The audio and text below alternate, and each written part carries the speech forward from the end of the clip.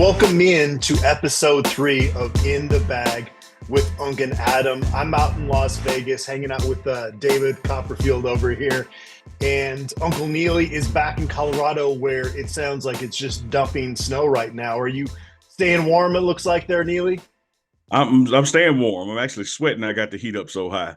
But when I tell you, Adam, the snow is coming down. The weatherman did not lie. A lot of times, man, the weather guys can kind of exaggerate and, you know, the storm comes and it was a big letdown and they act sad. But these weather people here, they're excited because they nailed it. It's a lot of snow out there, but it's not cold. You can go sit on the Yeah. porch, pleasant, but it's a lot of snow. So that moved to CU's Pro Timing Day, which was supposed to be today as we're recording this on Thursday. It sounds like it's going to be next Tuesday now instead. Kind of unfortunate timing as far as that goes, but there's a pretty good roster that's going to be competing in that Pro Timing Day. We talked about Jordan Dominic. And is there anybody else in that field that you're really anxious to see how they perform? Yeah, interested to see if Zay Weaver's gonna perform. He's recovering from that surgery.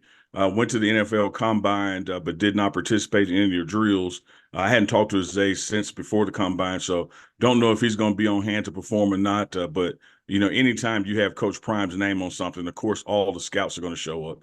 So it's going to be a great attendance for those who do perform and go through, interviews and just being around the scouts that day. So weather caused it to be moved, but better safe than sorry. And it was a good call, man, because there's no way to get to the school.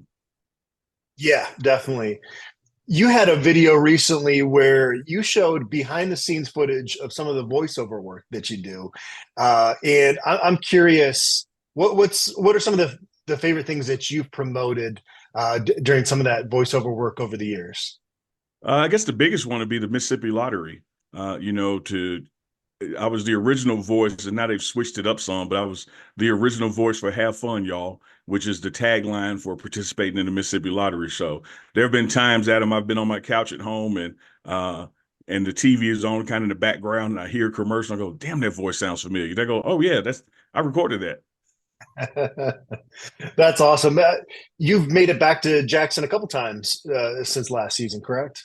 Yeah, I have. One of the things I wanted to do this off season was, to be able to spend some time at home. Last year this time, not only were we new and establishing a program and having to run strength and conditioning and hire coaches, hell, we were still trying to find our way around and get places to live. So, with a year under our belts and knowing our way around and some of the infrastructure things in place, it allows you more time during this off season when the guys are just focused on strength and conditioning, to go back at home. Coach Prime is, blessed and fortunate. His kids are here. His mom is here. His dog Gunner is here, but I got to go home to play with the dog. I got to go home to see the kids. So I take that opportunity as much as I can, man, and they come out here as well. But, we're going to start spring ball this coming week and go home for spring break. And all the month of April, we'll be here every day, building up into the summer till we go to fall camp in August. You recently produced a two-part series with Robert Livingston, the new defensive coordinator in Boulder. Some great comments that he had throughout that two-part series with you, Neely. And along those lines, that's going to segue us into the mailbag segment here. GK Buffs asked, how has our new defensive coordinator been settling in with his role? It's a lot to do before spring ball. Well stated question. There's a lot to do before spring ball, but you do have the advantage as you're trying to get adjusted again, moving your family here, finding your way around. You do have the advantage of that the focus, is strength and conditioning during this phase. This is not football time yet, as it were, if we look back when he first arrived. But I think he has gotten settled, to see so many coaches come here the past 16 months and watch them get orientated to their surroundings and get settled in. He's really hit the ground running. And when you think about, that he was in one place for 12 years, and that's pretty uncommon in the coaching industry. There's a lot of matriculation and moving around, but for him to be at the Bengals 12 years and in various positions and now taking on his new assignment, man, he is, I told him he's like that little dog dog that chases cars and finally caught it. Now, what are you going to do with it? So it's football time, starting next week, and he's going to get to sit down with the players, do his installs, and go through practices, and then there'll also be some player-led practices. So to directly answer the question, man, I'm very impressed with his acumen and his ability to get settled in and get things going and get ready to work. Looks like he's been here already. Correct me if I'm wrong. The takeaways that I've had with Robert Livingston and some of the comments that he's made to both you and Mark Johnson since he took the job is that the focus is on tailoring the defense to what they do best, but also that there seems to be a simplistic nature. And that was something that Cameron Simlin Craig said when he was on with the DNVR podcast. None of these guys are getting into real specifics in terms of the schemes for obvious reasons, but does it seem like kind of the focus is on, again, not only what these guys do best individually, but a kind of a simplistic nature to allow these guys to play a little bit faster out there? I think that's the case. I think Coach Livingston believes that you do things fast, that you do well, and you do things well that you have a complete understanding of. Even when you're driving at them and you're lost, you're going to drive slow. No one is speeding in the wrong direction. So he understands to get these guys in the defense that they can learn and that they can excel at based on their individual and then collective talents is a good damn defense. A lot of coaching philosophies, you have your blueprint, you have what you like to do, and whether the talent can meet that or the football IQ can meet that, you just kind of force it to the players and we'll get there. Well, in this new age of college football, you're probably not coaching the same guy 4 years, 3 years. So to have a system where it takes 2 or 3 or 4 years to master kind of puts you behind the 8 ball, if you will. But Coach Livingston is just saying, hey, man, I am evaluating the talent. I'm seeing what these guys are capable of individually. How do we get the best 11 guys on the field every defensive snap? And let's come up with schemes, that accentuates their individual talents and their collective talents instead of forcing them to do some things they may not be able to do so well. Aaron Lot 303 asked, has Neely seen the 30 for 30, the gospel according to Mac? If so, what were his takeaways and what knowledge did he gain of CU football? I will have to put that on the watch list. I have not. Okay. I have not seen that. One of the first things I did immerse myself in, the book by Brian Howell, he gave me a year ago. The 100 things you need to know about CU football. So I have been chest deep in reading that the past year, and it's still a good pickup. Picking up and reading and refreshing some things. But I have not seen that 30 for 30. But I will make sure I watch that. I watched the 30 for 30 Deion's double play back when he emerged as kind of the clear top candidate for Colorado's head coaching vacancy. Yeah. Neely, I got to say that Tim McCarver had it coming. I totally agree that he had it coming, and Coach Prime still did it, without cussing or drinking or any of those other vices. He got his payback on him, and he got his payback because his mama told him it was okay to do it. Much like with the Colorado State thing. Yep. All right, moving along. Hog 11 wanted to know our pre-spring thoughts on QB2. He also asked about the plan for inside linebacker and projected starters at safety. We talked a little bit on our last show, Neely, about QB2 and kind of how that's an intriguing battle. What are your thoughts leading into spring ball with that group? I still just have to lean that coming off a year of experience, coming off what he was able to showcase in that Utah game, that the key QB2 spot is Staub's to lose.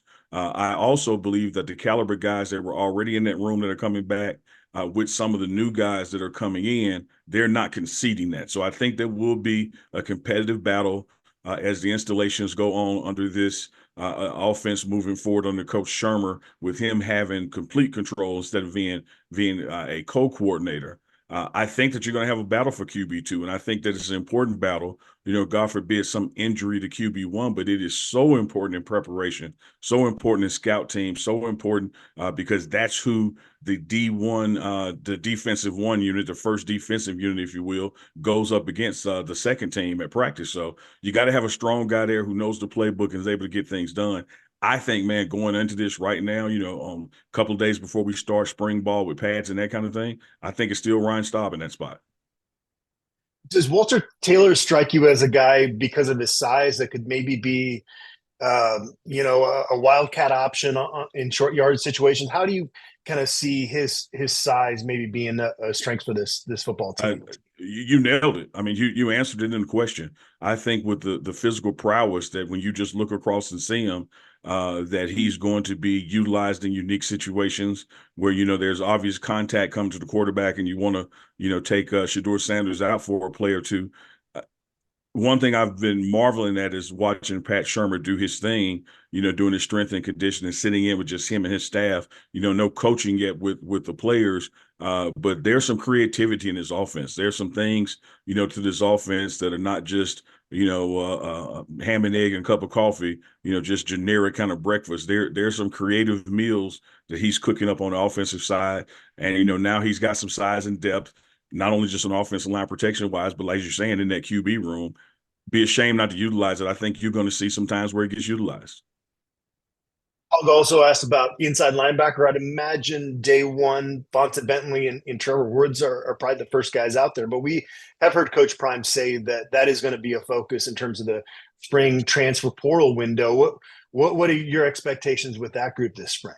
My second expectation first. I think what Coach Prime said is spot on. Not just because he's head coach. I just think he totally agree with them that you have this May portal that's going to come about, and I don't think that linebacker room is finished or complete yet. I think you're going to see some transfers in that are going to offer some completion to that room and some competitiveness to that room. But as you said, man, with Trevor Woods moving down from safety, his football IQ is off the charts. With what Bentley is doing, the shape he returned in, his experience and his IQ. I think those are your two guys starting off right there. But much like we said about that QB2 spot, I think it's the same thing through the linebackers. There's going to be some competition through spring ball, through the summer, and we're going to see who's going to truly go emerge. But it's too early to just validate a guy right now because that room hasn't seen all that it's going to get before we're done with spring.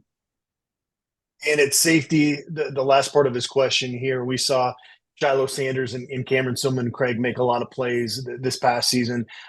It is going to be interesting to see how that nickelback / star role goes, though, because you've got a lot of capable guys that could fit in there. Yeah, I think what Coach Livingston realizes, as he sits and talks to Coach Mathis or Coach Hart in the linebacker room, excuse me, I think he realizes, man, we got some depth here. We got some talent. We got some football IQ here. And when you can move with Trevor Woods and his football IQ down to linebacker, and you still have a Cameron Silman Craig and a Shiloh Sanders, and Shiloh being, that IQ guy and hard hitting guy back there, as well as Cameron, what a great problem to have. It's who you're going to put where versus, damn, we don't have anything at all, and we're just, trying to piecemeal some things. I think our talent level in the secondary is going to allow for some creativity there as well. And I think Livingston, with his NFL experience with the Bengals, knows how to move guys around in different plays, different calls to get the best 11 people on the field. And that's one other thing to add on with Livingston. I mean, there probably isn't very few people on the planet that are more elite at getting the best out of safeties than him, right? Based on what he did when he was with the Bengals. Let's go on long to our next question. Davis Buff asked, did CU get enough talent and size on the defensive line to stop the run? We ranked 107th in the nation in run defense in 2023. Where do you see us ranked in 2024? Can you tell yet that DC Livingston will do differently than DC Kelly regarding stopping the run? Quite a bit to munch on there, Neely. First off, his question about talent and size on the defensive line, and that was definitely one of the groups that a lot of the focus is on the offensive line in revamping the roster there. Somewhat under the radar is kind of the talent that they added to that defensive line room. Yeah, and I think that's where it got lost in the shuffle. I think that, everyone heard ad nauseum, whether it was the head coach and Coach Prime, to the director of player personnel, Corey Phillips, to you just watching games on TV or your own eyeball test. Everybody knew the offensive line had to get better, and that was the number one focus, was protecting the best quarterback in the nation, the Heisman hopeful and Shador Sanders, and giving him more time. But if that was 1A, 1B was getting a defensive line that could stop the run. And Coach Prime never shied away from that. That was the second priority, and it was just as high as the first priority. And I think that priority was accomplished. I don't know where we're going to rank, when the dust settles, but I do believe that when you compare the defensive front that Coach Kelly had, it's not like he didn't want to stop the run. Compared to the guys that have come in to augment that, particularly a guy like Shane Coates coming back, there's no doubt in my mind that this defensive line is going to be able to do two things. One, stop the run, and they're going to, two, be able to make the quarterback uncomfortable. Has Chidozie Wankwo kind of uh, developed into a strong leadership room? Does Shane Coates have like more help in that regard in that room this year? I would say so. I think last year with Shane's experience and his vocalness, that he was just no doubt about it, the leader in that room, even in situations that he may not have should have been the leader. It was just default him at all times. I think now there's some quote unquote competition for leadership because you have guys playing different positions on the line that have the same IQ as he does, the same work ethic as he does. And so he is by no means alone this season, which to me is only going to spell more success and not just better success than last year, because last year was not the standard. We're not even trying to compare ourselves to those numbers of that group. I think this is going to be what you expect from D1 football, Power Four football for a team that's trying to get into the playoffs and make a run for a national championship. I think we have that caliber of talent and depth on the D line this year. And you throw in guys like Quincy Wiggins that are early off the bus type guys, and Samuel Okunlola off the edge. It does feel like they've added more size across the board there. And then I think folks might forget that Amari McNeil really seemed to come on last season, and Chaz Wallace has kind of reshaped his body a little bit this offseason. So there's quite a bit of competition there on the defensive line.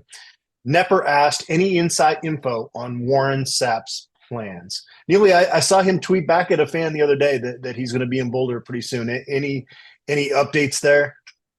I'm smiling because Sapp and I have become text buddies and friends in real life, and all I can say is hashtag Sapp not fishing. Sapp will be here when he gets here, but he is winding those last hours down before college football truly starts for his role and what he brings to the table. So he hasn't told me otherwise. I hadn't heard Coach Prime say otherwise, and so he said he would be here. Last I spoke with him, said he would be in March. March ain't over yet, so I'm looking forward to seeing Warren Sapp here when he gets here. How much time did he spend in Boulder this past fall? Was it about the vast majority of preseason camp? It's hard to count it that way because he made multiple visits and stayed for multiple days each time. So it may not have been like the consecutive for weeks on at a time, but he would come in for 3 or 4 days at the clip. And his impact, man, just hanging out with the guys because, again, he wasn't doing, any direct coaching during practice, just observing and, his interacting with the players in the cafeteria or in the cold or the hot tub, man, you just can't beat it. And you think about this, Adam, like, what program has a head coach with a gold jacket, and then what program has a head coach and then another coach in the building, even if he's just hanging out with a gold jacket? So what's going to take place here environmentally, and that's on top of the visits from, say, Michael Irvin and Terrell Owens, to have those two guys, Coach Prime and Warren Sapp, in the building at the same time. I don't care if it's just for one day. That's 100 days when you get that to happen one time because of the impact and reach that they have. PA Buff asked, any surprise alternatives for televising the spring game? Is anything in the works? Weren't the ratings good last year? Yeah, the ratings were good last year on ESPN. Neely, this is not PA Buff's question, but I felt like some of the outside lowered expectations for Colorado football was based on them watching the spring game and not realizing that that's not going to be the team that takes the field against TCU. It was still a great event, and the weather provided some good photos. My wife was down there photographing the spring game last year, and Peggy did her thing out there. But this year, this is the spring game that should be on ESPN. Yeah, I agree with that. It had to be on last year because it was Coach Prime's first year, first spring game. You had to do it. And I think this year the stakes are even higher as far as people want to cover it. We've seen where ESPN did not have it in their rotation, but I mean, let's be real, Adam. There are more networks covering college football than just ESPN. So FS1 is still out there. I sit here today, man, as we go into the last weekend before truly starting spring ball and believe that that game is going to be televised by somebody. And if it isn't, there's going to be a lot of people scratching their heads and regretting that they didn't televise it because it's not just a spring game. At other places, it's really just the 15th practice and it's just televised or it's just promoted as an event, to sell tickets and get everything hype going into the season in the summer. But this year, this spring game, starting Thursday with events and Friday with events and Saturday with events and then the game. And then there's Sunday closeout events. Coach Prime is, clearly his friends are coming to town, his celebrity friends. So you're going to see a lot of people here. Someone is going to pick up that game. Judo 9317 asks, what excites you two most about moving to the Big 12? I'll let you lead off here, Neely. I think for me, being able to play games back east, back south in Texas, and what that means for our recruiting footprint. We're now, and even up to Ohio eventually, we're now having games, that are not just, mountain time or Pacific time. You're going to have an East Coast kickoff. You're going to have a Central Time Zone kickoff, and they're going to be in states like Florida and Texas. And what that means to exposure and what we're truly trying to build here in the recruitment process. I love it. I love it. I love it. And then it also means, Adam, that if we have a triple overtime game, it's probably not going to be midnight when we're done. Sun might still be out. Yeah, no, I think going back to the TCU game and just the environment around the stadium, not to say that everything that came out of the mouths of those TCU fans was kind or gentle during that football game and leading up to it, but there's more passion in the Big 12 footprint than I don't know if you got that sense last year, Neely, traveling out to Big 12, to Pac 12 places. My earbud just fell out here. All right, I'm back online now. Did you get that sense from following along with Colorado, kind of the difference between what we saw in Fort Worth versus what we saw in some of those other Pac-12 places? Oh yeah, there was certainly a atmospheric, environmental as far as game day, visiting stadium drop off to some of the more steeped in the Pac 12 environments. But then you go to Oregon and it's just like TCU. It's a hostile place to play, and I think that's what's going to happen with with the Big 12. And starting with even when Baylor comes here, and that game is going to be televised for sure. It's going to be more like what you see on those college game day kind of environments and highlight reels, from SEC ball when you're going into the Big 12 and you're playing in Texas and you're playing in Florida, and those teams are also coming to your home stadium to play you. So I do think from an energy standpoint, it's going to be up several notches. OMG, you're dumb asked a recruiting question, which I don't think, Neely, you can really touch on that stuff. You're kind of, you keep recruiting stuff at an arm's distance. Is that correct? Yeah, yeah. So when you're shooting and there's a recruit on campus, do you have to? I would imagine you have to be kind of cognizant of that, right? And try to shoot around them. Yeah, absolutely. And the best way to shoot around is to not shoot at all. There's some audio stuff we can use or coach vantage point we can use, so we can show, a coach and what he's saying to recruits, but you can't show the recruits. And, the funny thing about it, Adam, the very thing that you're showing or not showing, the recruits themselves can show, they can put it out, Yeah. but you just can't.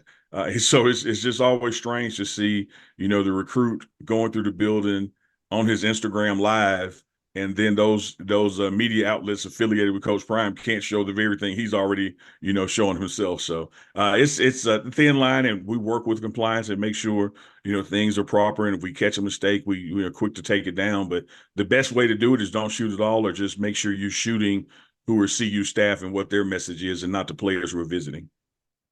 I can say that I believe I can say this on a video with you that Colorado's had some visitors out this spring already. So we're covering that on buffstampede.com on 24/7 sports. Absolutely. So And more no, to come. yeah, more to come. No chef Carl Solomon today for you. What's on the menu as you battle this snowstorm back home?